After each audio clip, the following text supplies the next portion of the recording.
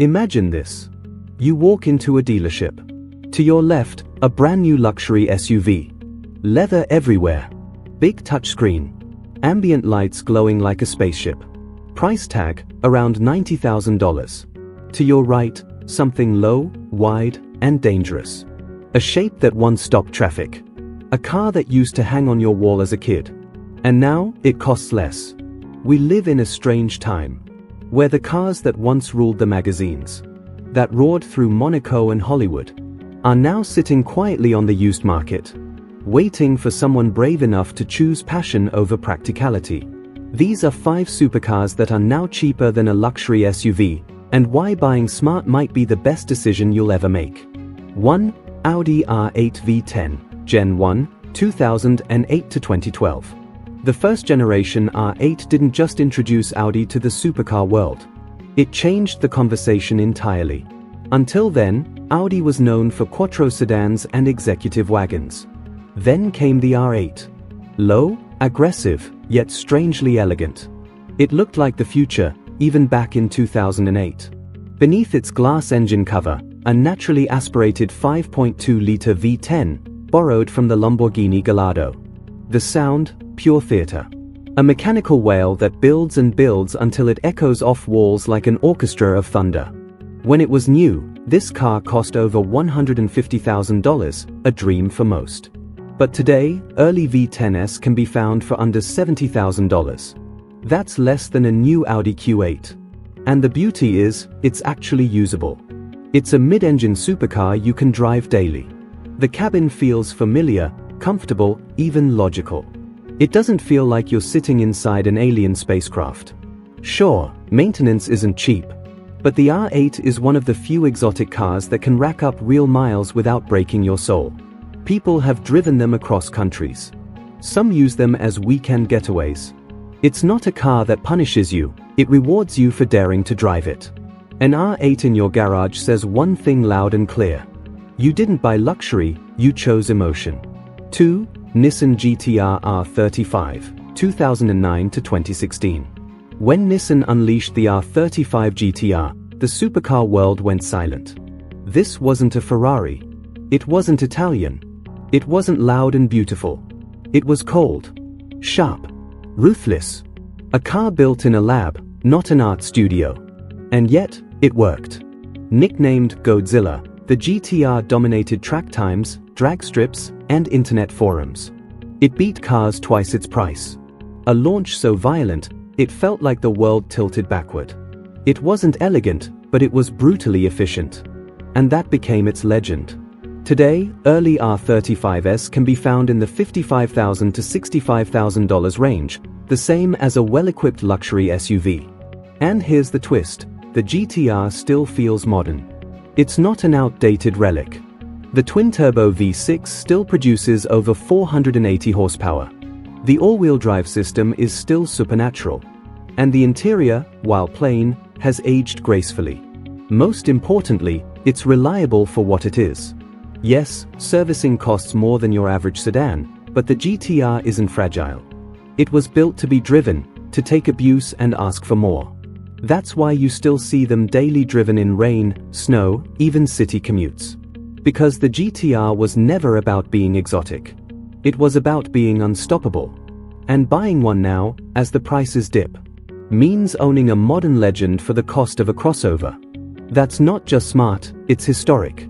3. Porsche 911 Turbo, 997 or early 991.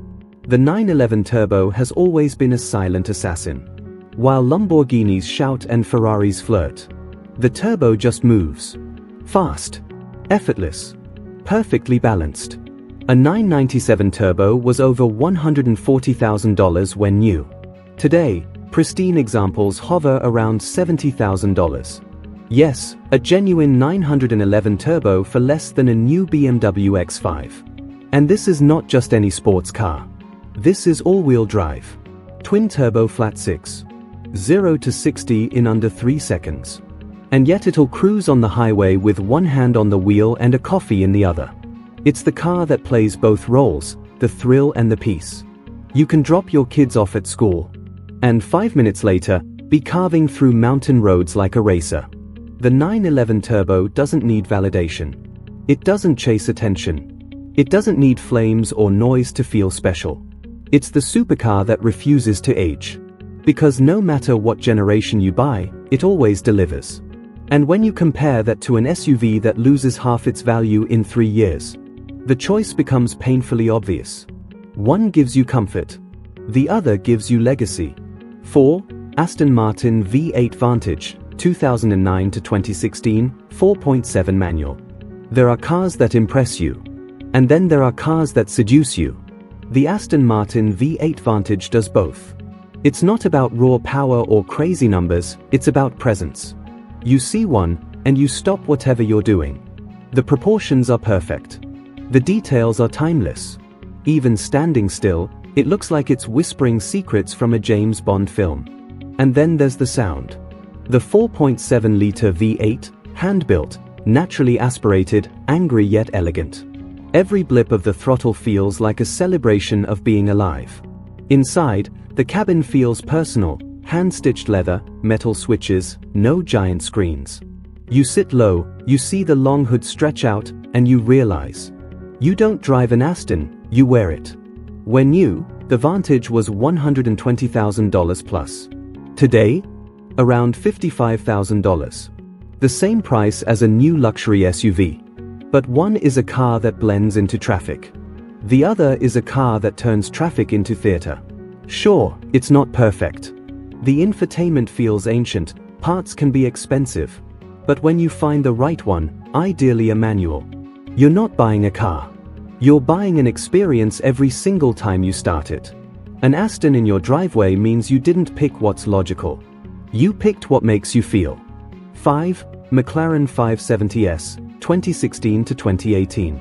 Depreciation can be cruel. But for car lovers, it can also be a gift. The McLaren 570S proves that. This car once cost over $200,000 when new. Today, you can find them dipping just below $90,000. The same price as a well-auctioned Range Rover or Mercedes GLS.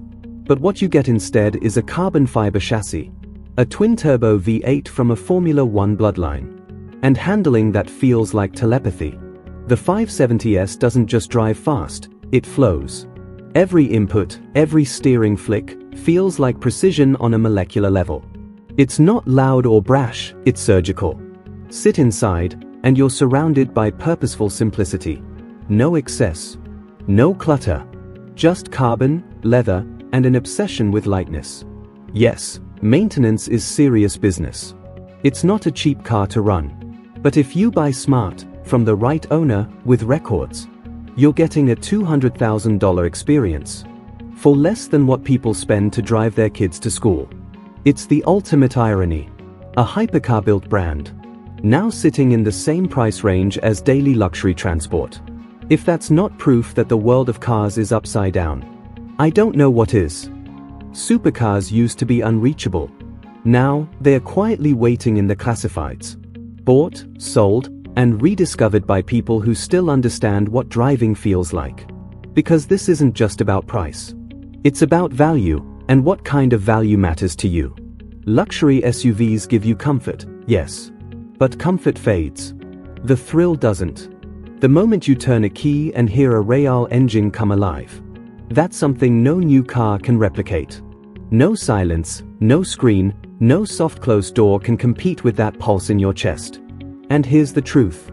You don't have to be rich to own a dream anymore.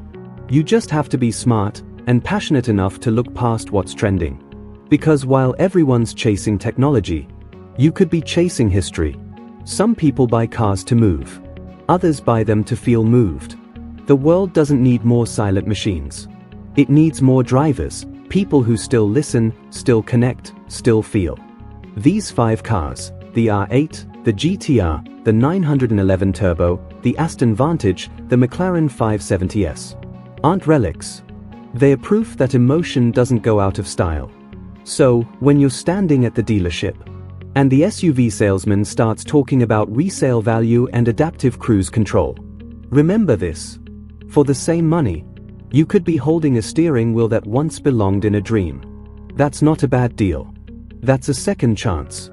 And in a world obsessed with practicality, buying something purely because it makes you feel alive might just be the smartest decision of all. Which one of these would you take home? Tell me in the comments. And remember, buy smart, drive passionate, and never stop chasing the road that makes you feel something.